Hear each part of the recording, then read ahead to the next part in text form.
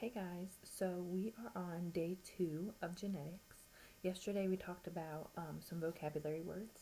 So today I want to talk about why some of those vocab words were also our cell vocab words. So let's get right into it.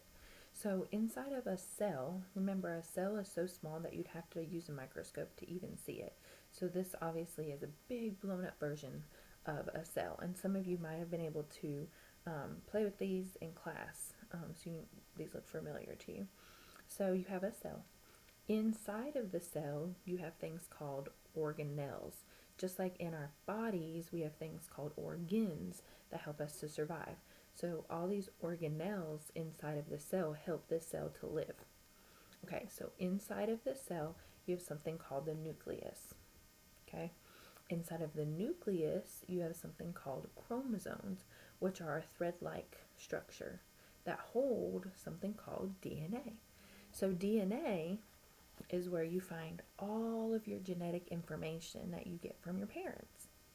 So we were talking yesterday about offspring. You are the child, the offspring of your parents. So I did a poster kind of representing what I was just saying. So if you want to put this in your notebook, you can to help you. So you have cells. Inside of cells, you have the nucleus, which is a organelle. Inside of that nucleus, you have chromosomes, and inside of those chromosomes, you have DNA. Now, inside of your DNA, like I said, that's your genetic information that you get from your parents, or you get from family members up your tree line, which we'll talk about a little bit later. So you have inherited traits and inherited behavior. So these are two other vocab words that we talked about yesterday. The key words here are inherited. Anytime you see those words, it means that it was passed down to you from your parents or from somebody in your family tree. These are things that you can't choose to have. Okay, they're already in your DNA, they're already in your genetic information.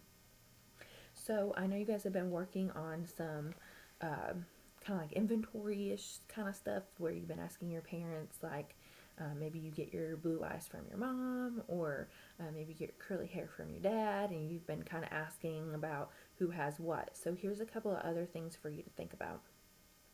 A hitchhiker's thumb.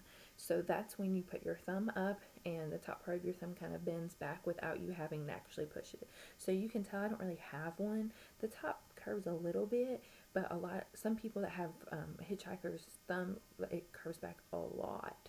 So that's a hitchhiker's thumb. So see if you have that and maybe who you got that from. Detached earlobes. So at the bottom here of your earlobe, if your skin attaches to the side of your face, then it's attached earlobes. But some people, there's a slit right here that detaches from the side of your face. So I have attached earlobes, and you can see where it's attached to the side of my face. So see if you have that too. Of course, one is freckles. I have freckles. Another is dimples. So when you smile, you might have the little dimples right here, or some people even have them up a little bit higher. See if you have some dimples. Widow's peak. So a widow's peak is when your hair kind of comes down to a point and your hairline doesn't go straight across. So I do have a little bit of a widow's peak because it kind of comes down like right there. So see if you have a widow's peak. If you're a boy, you might have to pull your hair back away from your forehead to see it. If you are colorblind, that's something that is in your DNA that was passed down to you from somewhere in your family. A cleft chin. If you have a cleft chin, those are people that almost like we were talking about with the dimples, but it's right here in your chin.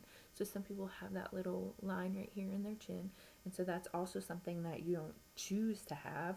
Along with all those other things that we just mentioned, these are things that are just in your DNA naturally, and they're not things that you can choose. And then, so those are all traits. Those are things that you can physically see on your body. And then when we talk about inherited behavior, those are things that you do. They're not traits on your body. A behavior is something that you do.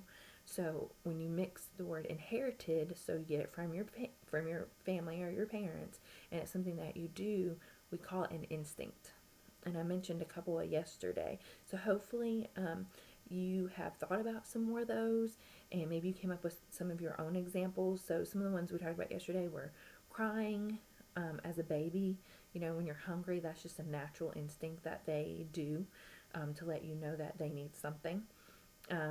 Birds that fly, dogs that swim. So hopefully you did some research and came up with some on your own. Okay, so that's a little bit of insight on inherited traits and behaviors and where that stems from. So tomorrow we'll talk a little bit more, and then be ready in the next couple of days. Probably starting on Monday, we're going to do some drawings together. So be ready for that. I hope you guys have a great day.